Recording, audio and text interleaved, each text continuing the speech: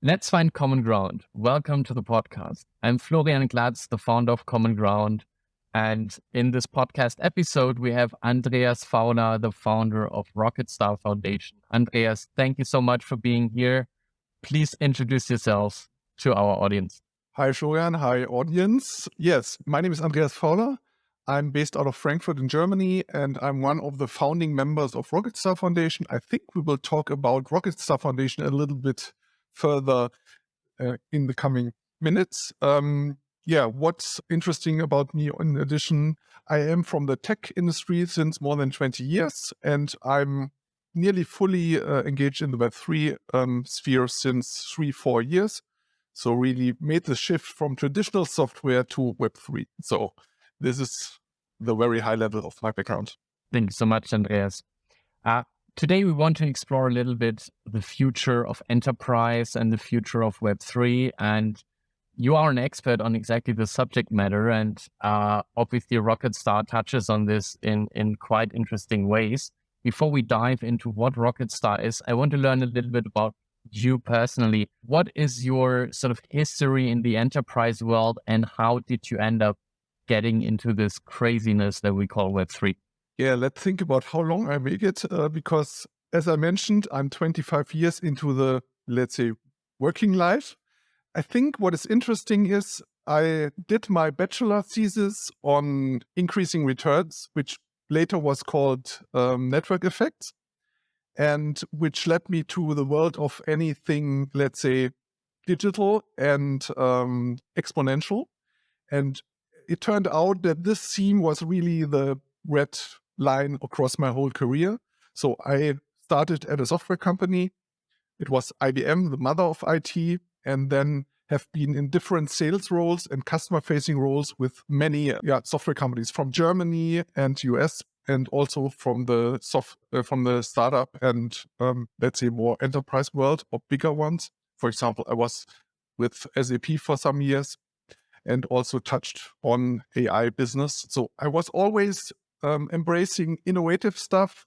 And as my first touch points with software also told me bits will rule over atoms. And I think this is something that today nobody really would challenge. But at that point, it was quite new. So at that point, you would have been called a nerd if you would touch the software world in the late 90s. So a lot of things have changed. And of course, the digital sphere has gained a lot of traction and a lot of attention in any industry. That is so interesting that you started to dive into this tech industry already in the 90s. That means we call this traditionally Web 1 nowadays. So you've seen the Web 1 revolution, the Web 2, and now the Web 3 revolution. Many people say that the Web 3 revolution is in some ways reminiscent of the Web 1 revolution, in the sense that way back in the 90s, people had a lot of hopes about what the internet would achieve in terms of democratizing access to information, democratizing many other elements of this society. But then Web 2, which sort of led to this explosion of internet services and platforms, turned out quite a bit different. And so now Web 3 seems to, bring back these dreams of a more decentralized world. What is your personal sort of viewpoint on this? Is Web 1 and Web 3, or is Web 3 sort of making true on the promises of Web 1, or is it two fundamentally different processes and changes that are happening in society? What is your view on this? I totally agree. I think Web 1, the static web, or however you call it, was really decentralized and all the protocols are open source. So it started really where we try to get back with Web 3 again. I think we also have, let's say, the communication stream and the internet and the connectedness of systems in one area, and on the other side, the application stream. And the application software world always has been centralized. And I think when the connection of applications appeared, this centralized approach of the application software providers did prevail and really overran the decentralized space. And so we call the social web or the Web 2 typically ruled by single company platforms, which means it's a single company that captures most of the value that is created. And if you look at big tech, we see it's huge, and it also takes away a lot from customers and other stakeholders, but probably we'll touch on this also later. But we see market failure appearing here. It is caused by the increasing returns I mentioned in the beginning. It means if you have a little bit of an advantage early, you can build on it, and it's very difficult to catch you up. So really, these network effects are good for the single company, but not good for the society necessarily. And we hope with Web3, we get to community-owned and community-governed platforms. We believe platforms are the future. So another shift that happened also, or is happening, is the shift from, let's say, linear value chains to, let's say, more platforms that are ruled by communities, user communities, creator communities, and so on. And it's not that linear anymore, which is quite counterintuitive for many people. This resonates so much with me, Andreas, and really also reflects our vision, that common ground where we exactly believe that platforms are not going to go away, but the way platforms are being governed and run is fundamentally changing. We go from this single company model to actually something that resembles much more communal ownership.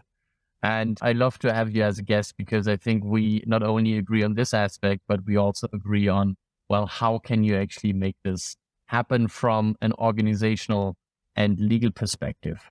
Before we explore these commonalities, I want to learn a little bit more about how you look at Web3 and decentralized autonomous organizations, because I think this is where a lot of people in the Web3 space today stand when they look at community ownership and community governance. They think about decentralized autonomous organizations. Would you consider yourself an expert and or even, proponent of this idea of decentralized autonomous organizations, or are you coming from a different angle at this concept of community ownership of platforms? What's your take on that? First of all, I think it's a real innovation.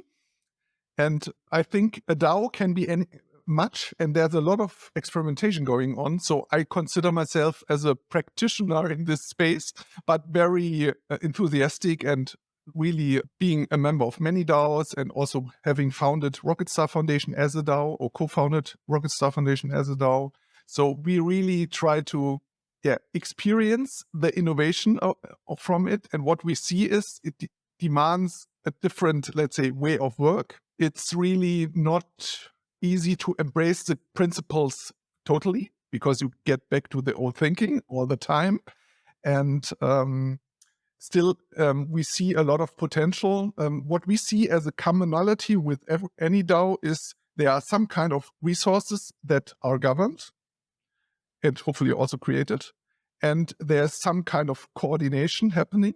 And what we really love with DAOs is you can have a DAO in 20 minutes on the blockchain, technically, and you can coordinate around one purpose without knowing other people.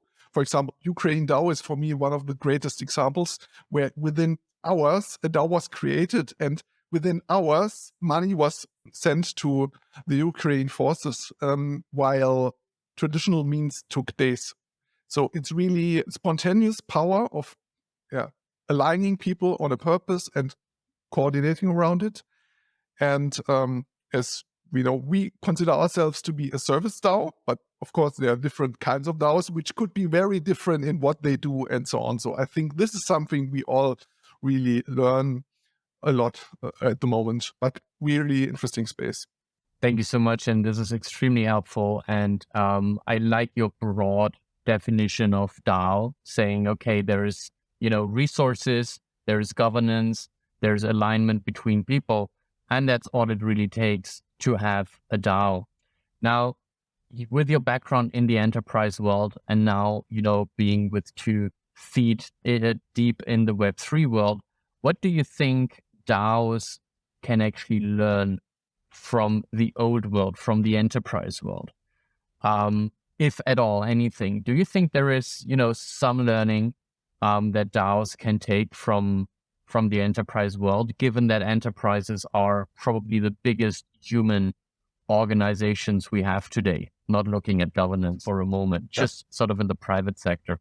I think DAOs are very good at creative, hierarchy-less, let's say, some kind of decentralized decision making, but there are challenges in efficiently conducting, for example, work or projects. So I think what's achieved in the enterprise world with project management organizations or also division of labor is very good and can also help DAOs to operate the day-to-day work and achieve goals. So at the end, I think some kind of project orientation or also division of labor is needed within the DAOs.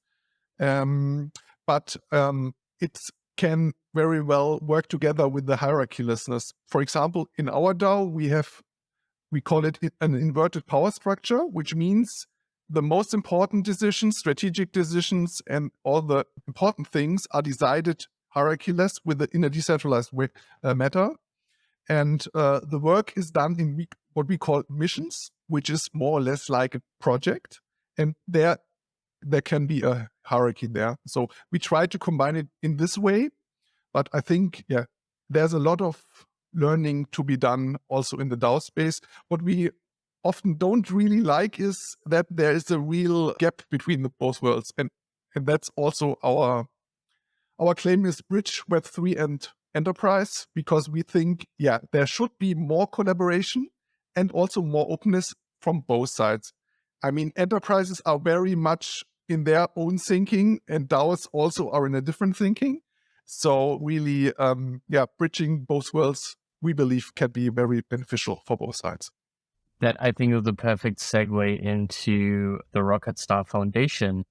You just sort of gave a mission statement actually to bridge this gap between enterprise and DAOs in order to facilitate mutual learning. Let's start at the beginning.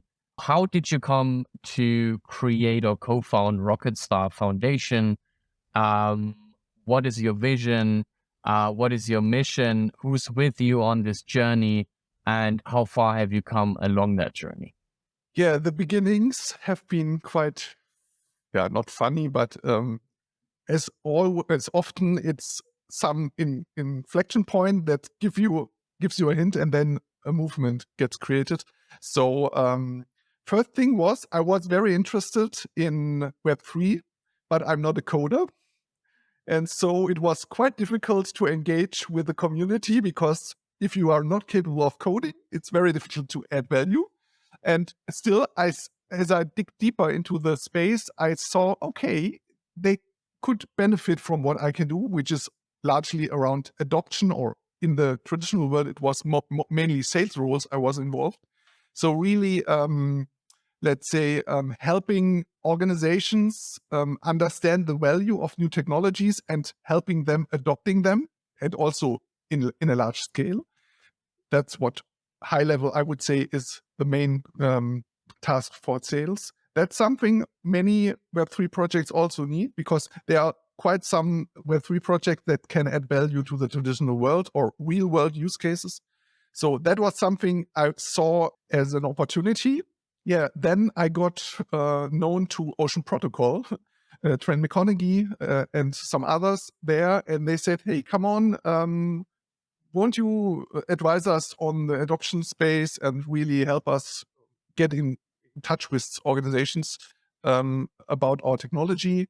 Because we know Ocean Protocol is about data collaboration and data economies, and most of the data is within organizations, so you have to work with them to unlock it. And so they said, hey, come on, let's try something and engage here. And I did this for 2 years.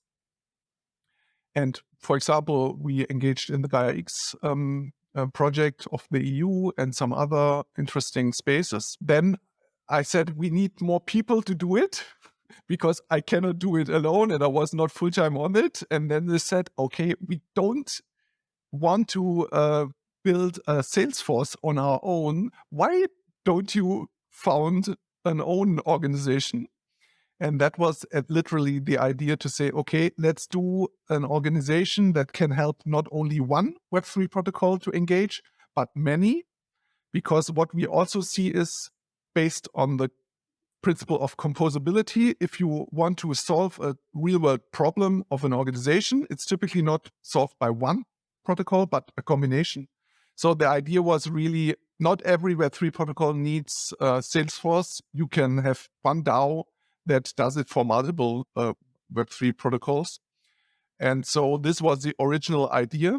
And then it grew based on network of myself and some other early founders. And we also got some strategy consultants in. And then we also came from the other side and said, okay, how can Web3 innovations really innovate and upgrade business models? And there we said, okay, there's no real framework about how to do it on a meta level.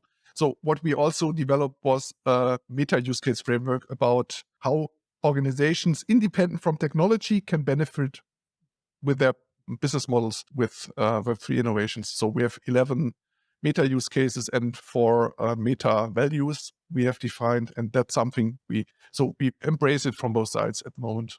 And we are 8 founding members. And now we are starting, so we have been this, let's say, incubation phase where we said, okay, let's try out if it works. We founded an European cooperative, which was also quite big thing. And what we found there is, probably we touch it later, but that was also a bigger thing. And now we are ready to grow the membership of our members. And probably one thing that is also quite interesting is you do not have to work full-time for the DAO. You can decide how much you put into the DAO. And what we see is some people do more, some do less, but also over time, you have times where you contribute more and then you do less. And mostly, of course, it's aligned around the missions, but it's fluctuating for each member's preferences, which is also quite interesting, I think, and probably also a new way of doing work. Let's see. I think that is a genius elevator pitch that you gave us, this idea of a Salesforce DAO for a number of protocols, maybe hundreds of protocols in the future that collaboratively together actually allow organizations on a broad scale to sort of upgrade their business models to a more Web3 type business model. That's genius.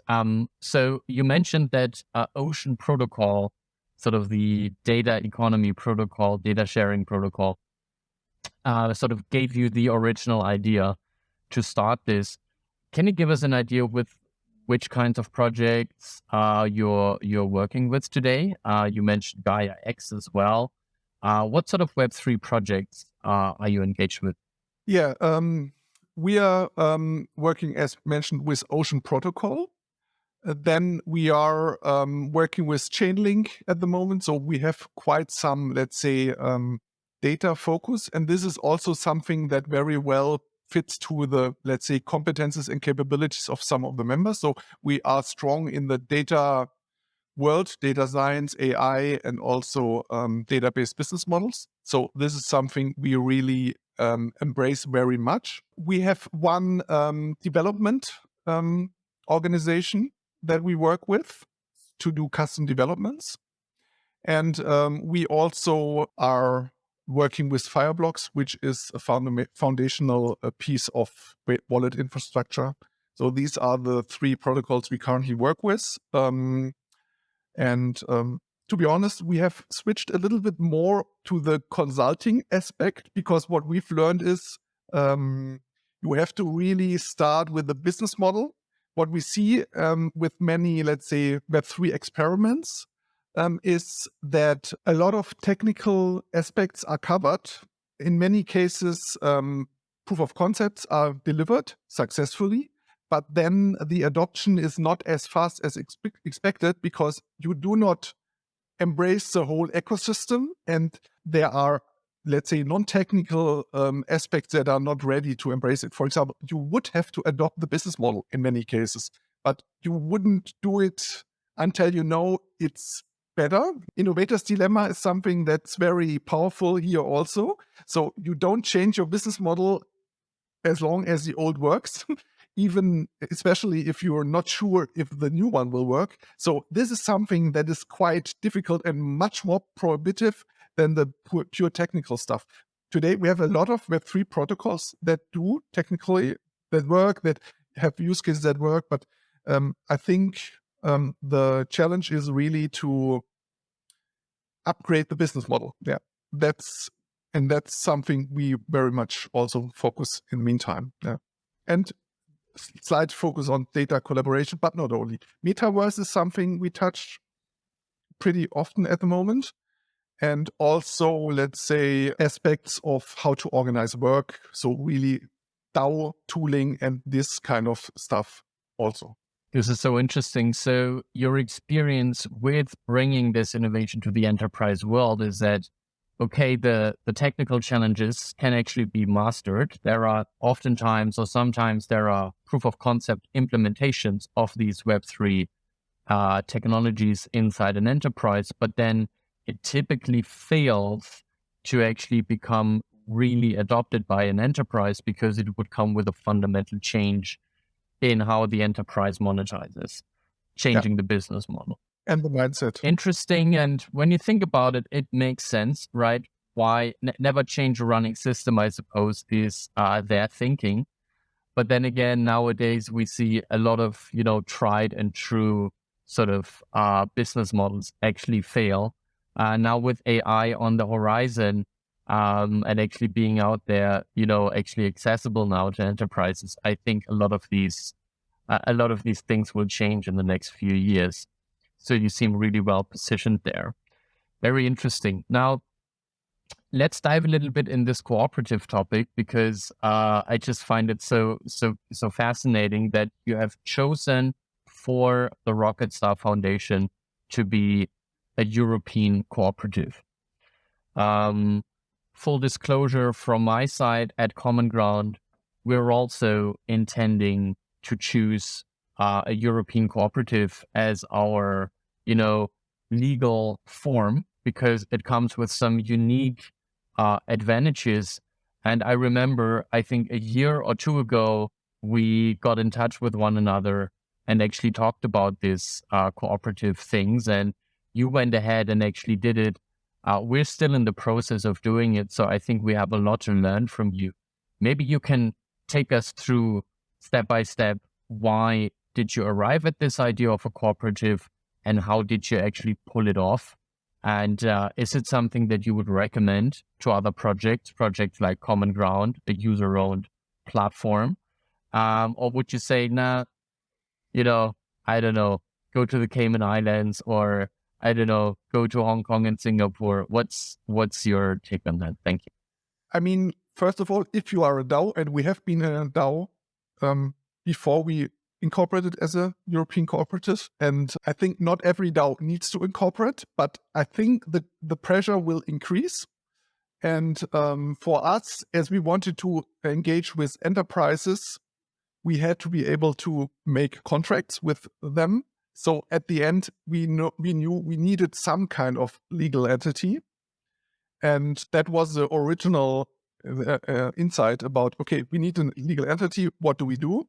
And then we looked at any opportunity and also looked at what other DAOs did, which was quite interesting because many DAOs are incorporated as a limited liability or some, as you mentioned it, some are foundations, okay? If you give out tokens mainly. It was interesting that many had centralized legal entities and they had their DAO, which was decentralized, obviously. So it was a misalignment somehow, which you can deal out.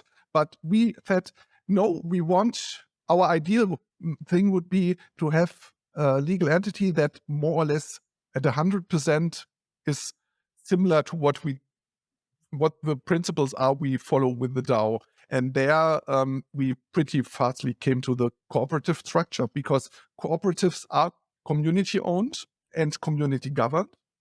And so from the high level, it was clear cooperative is the right way to do it.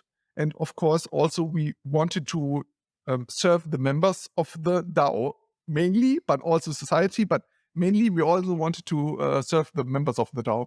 So it was really the right thing. And then we stumbled across the European cooperative as a pretty new legal form that was, I think it's here for quite some years, 5, 6, 7, something around this. And there we saw, oh, we can do a lot there, which we cannot do with the German eingetragene Genossenschaft, so German cooperative. For example, you can do a lot in the digital sphere. You can do digital meetings, you can do digital votes and things like that. We have our cooperative shares on the blockchain, represented by tokens, for example. And so we thought, okay, it's digital first at the end. It's really a cooperative, which is community, which highlights community ownership and community governance. And we also believe it will probably evolve with the DAO and Web3 world in the EU. Not absolutely sure, but I could imagine it's a good fit also for others and for the EU if it wants to engage more in governing DAOs. I think it's quite obvious to go this path. How has your experience been with, the enterprises that you are closing contracts with, that you are, really formally engaging with? Are they in any form, giving you feedback or questioning, the fact that you are a cooperative? Are they surprised? Are they happy about it? Do they maybe even want to join this cooperative? Obviously, that seems to be a possibility as well. Maybe you already had some cooperatives join, some enterprises joining your cooperative, or what is your vision there? Can you tell us a little bit from your experience there? The first thing is it's very positive. Most of the people don't know the SCE, Societas Cooperativa Europea.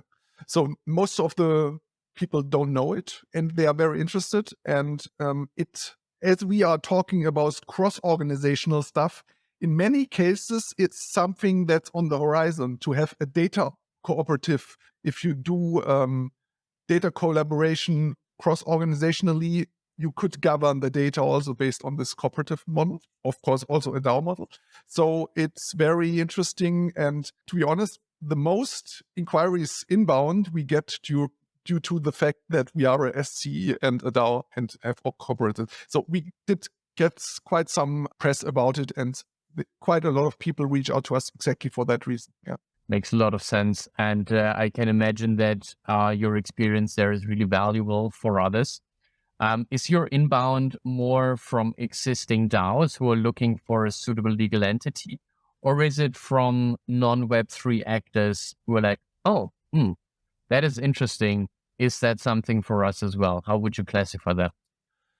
It's more from the traditional world, and sometimes or the most concrete ones is from, as we call it, preloaded ecosystems. So at the end, organizations that are somehow organized, but not really are incorporated. And sometimes it's some level of cooperation that is not formalized. So that's the most interesting inquiries, because then you really can bring it to the next level or formalize the collaboration in more detail with DAO tooling, but also with probably an SCE. But DAO tooling would be the first step in if you're not organized at all.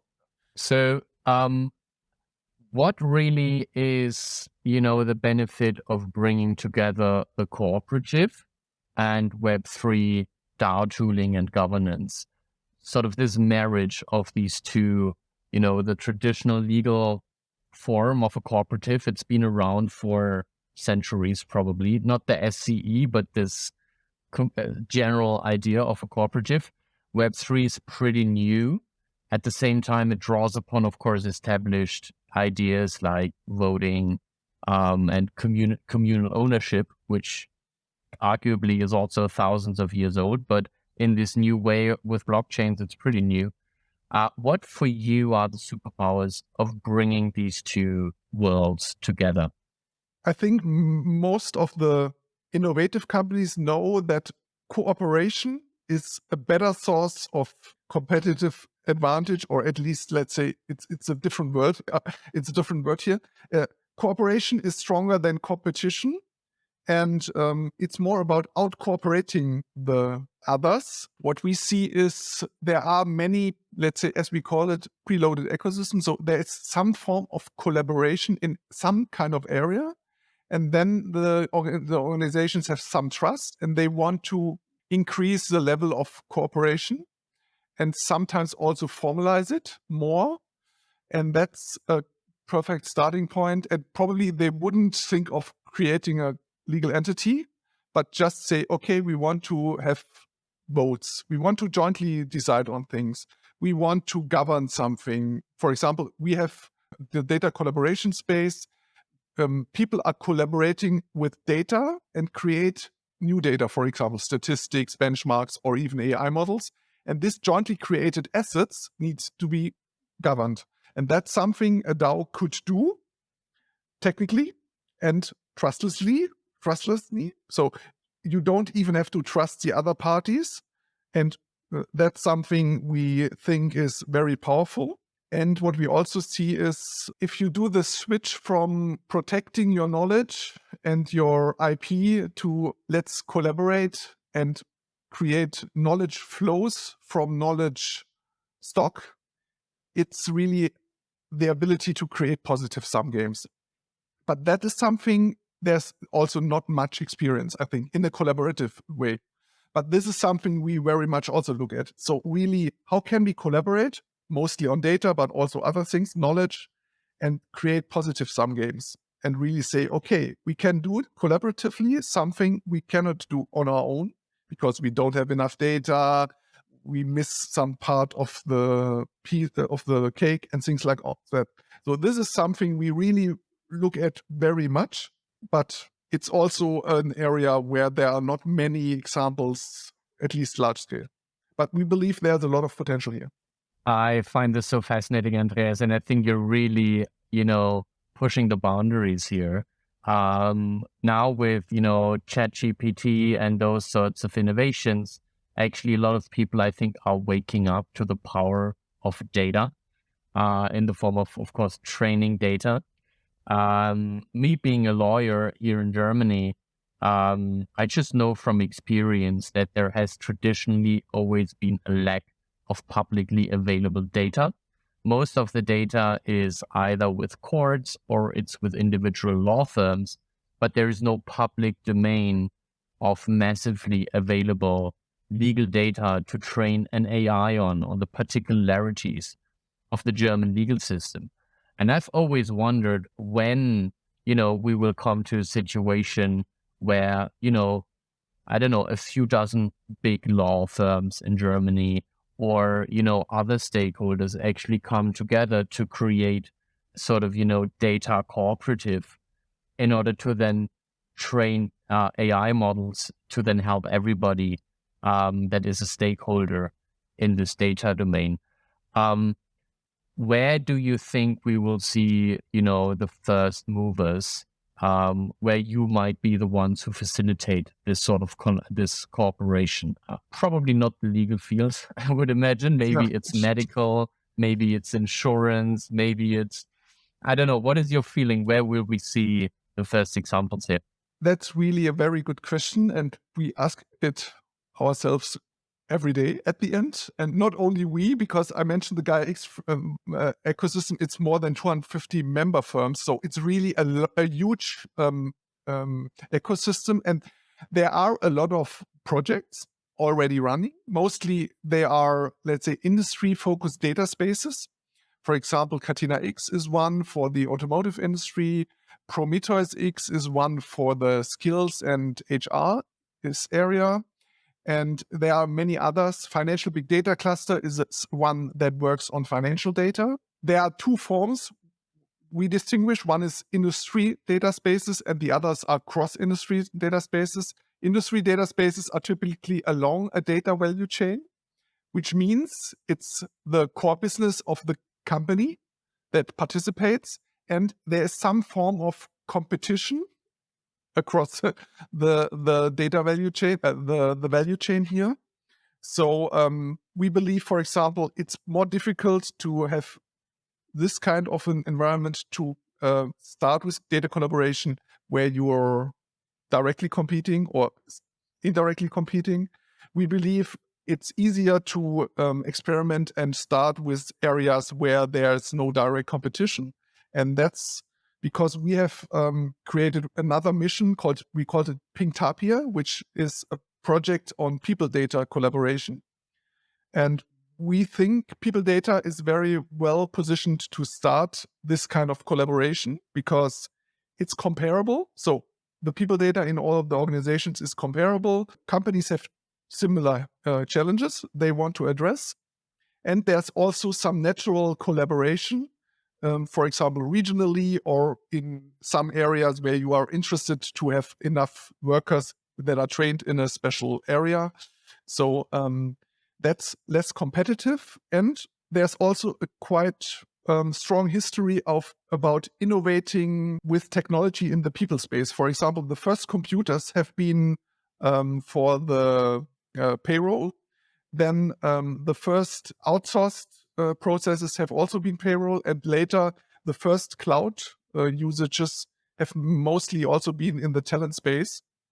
So there is quite a history of organizations and enterprises innovating with technology in the HR space.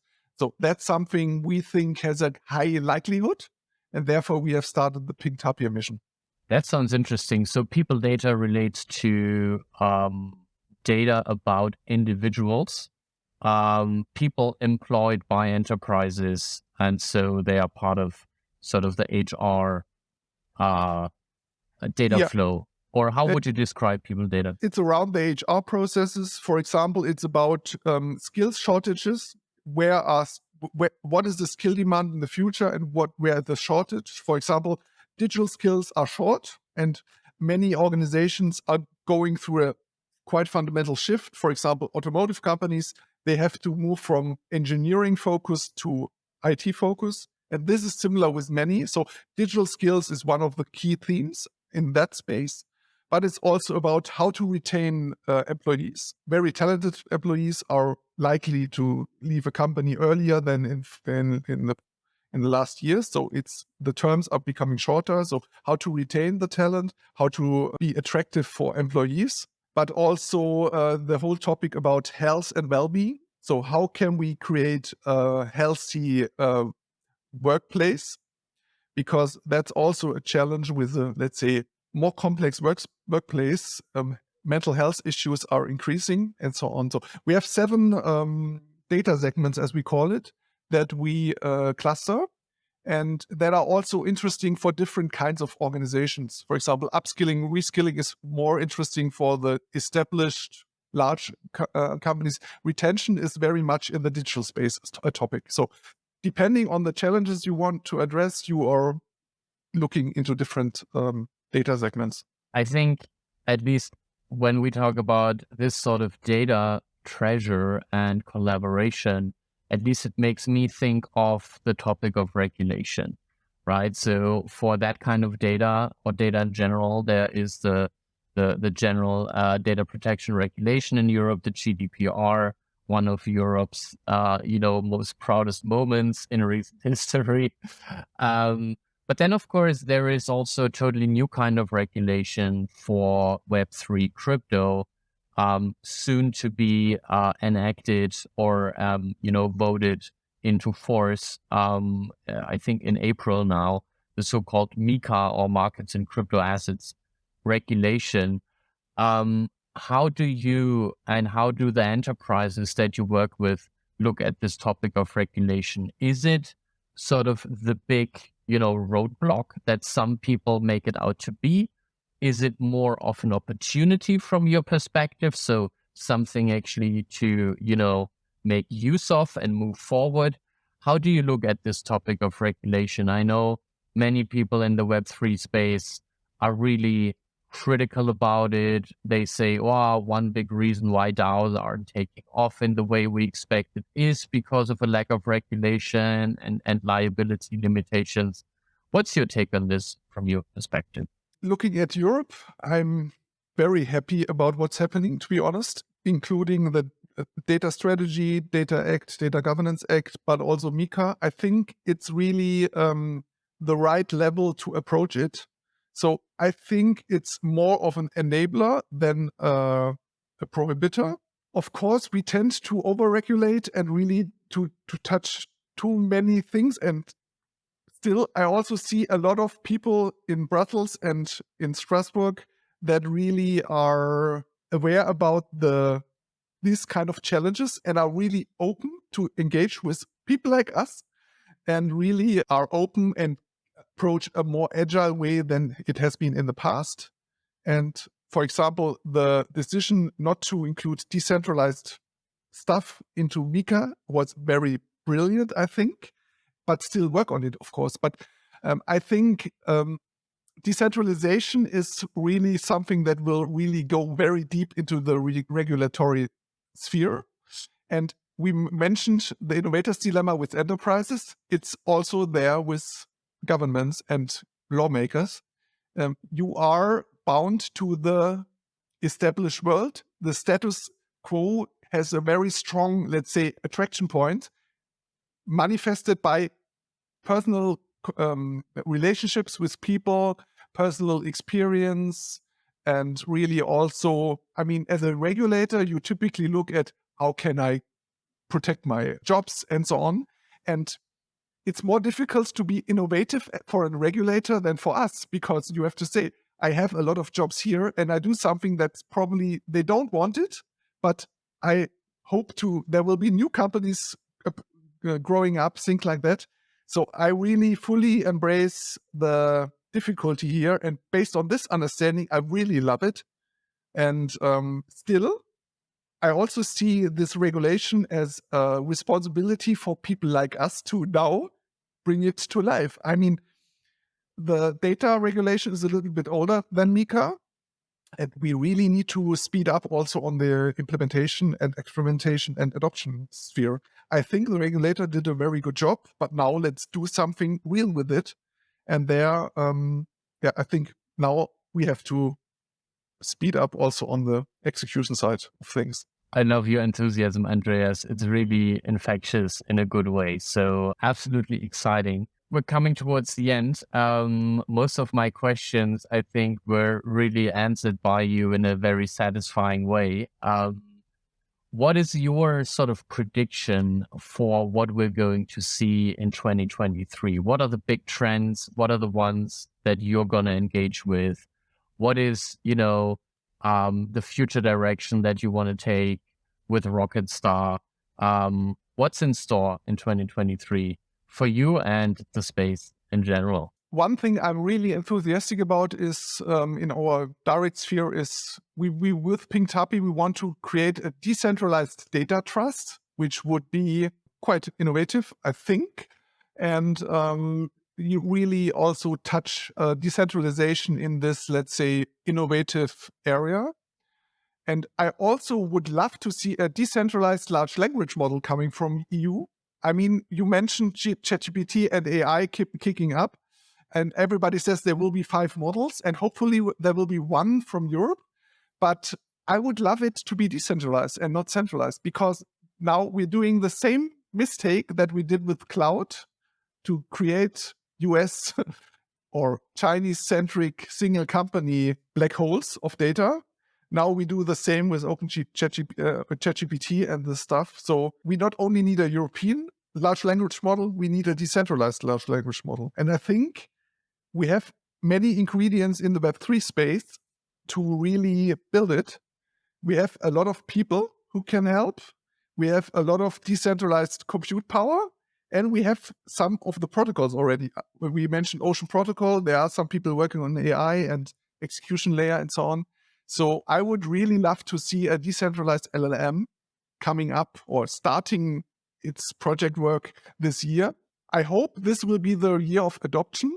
But as we mentioned, it's not mainly a technical challenge. It's really a challenge of the mindsets of the people and also organizational innovation and change. And this is something I know for 25 years is much slower than the technical speed. At the end, we are lagging social innovation, and we have to really speed up in upgrading our mindsets and thinking and helping others to also embrace the beauty of Web3. But I have to admit, it took me quite some time to understand the beauty of Web3. It took me years. And I guess everybody has to get into the journey. It's not something you can do in months or in 1 year. It's something you have to really keep on engaging with and exposing yourself with. Combined with the AI and training data and so on that is typical for AI. So I think that is a really, really beautiful vision that you've shared with us, and I would very much hope that this is gonna happen. I have to say, a bit discouraged when I read some I don't know, experiences people shared around the Gaia X effort. I don't know if Gaia X is going to be the vehicle that produces this decentralized LLM, but it seems that people were not all too happy with the speed of execution in the Gaia X sphere. And that seems to touch on this mindset problem that you've just mentioned. What would be your message to all the people that have not yet understood the beauty of Web3? What would you like them to understand? What would be your message to them in order to maybe put them on a trajectory where they understand the beauty of Web3? One thing I really think is fundamental, it's the trustlessness. From the technology coming, it's the trustlessness and the transparency, I think, is very superior to centralized institutions. And you do not have to trust Web3. It's in the code, and you can have a look at the code or at what's in a smart contract. So you do not have to trust any institution anymore on the Web3 space. This is the most fundamental innovation from my perspective, and also the convergence of, let's say, an agreement and the enforcement of the agreement. One of the challenges we have in the traditional world is we have a lot of agreements, we have a lot of good regulation, but it's lagging enforcement. And to be honest, you mentioned GDPR. It's the best data privacy legislation in the world, but it didn't do good for Germany and EU because others didn't care about it. And it's very differently enforced also, even in the EU. So we are not having a problem in the regulatory space. We have a problem with enforcing it. And there we are also always in the global space. So really having something where you say, okay, it's an agreement and it's self-enforcing is very powerful. And at the end, by that, you can cut out most of the intermediaries, which is also very beneficial. And so this is for me the technical beauty. But the other beauty is much more profound, I think. It's the crypto culture. And there I really have to say the coolest thing in crypto and Web3 for me is the people. Very bright people from very diverse backgrounds, and also very big openness and this cooperative mindset. So I have never heard any protocol talking about a competitor, but just to say, hey, we use the stuff they did and really have this composability coming to life. And if somebody does something better, I just use it and it's open. And therefore, it's much more collaborative. And we build on the achievements of the others on the technical sphere, but also on the social sphere. So that's something I also love very much. Yeah, it's a great community and it's really fun to be part of. Amazing. I think these were beautiful closing words. Andreas, thank you so much for being my guest today. Thank you for finding common ground with me. I really appreciate it. And I hope that many people will discover this interview and reach out to you to learn from your experience. I'm very glad that we're in touch and that we're both sort of building this cooperative platform future. I think there will be many good exchanges between our organizations in the future. And just thank you so much for taking the time and sharing your experience with us. Thanks a lot to you. It was fun and looking forward to the next engagements. Awesome.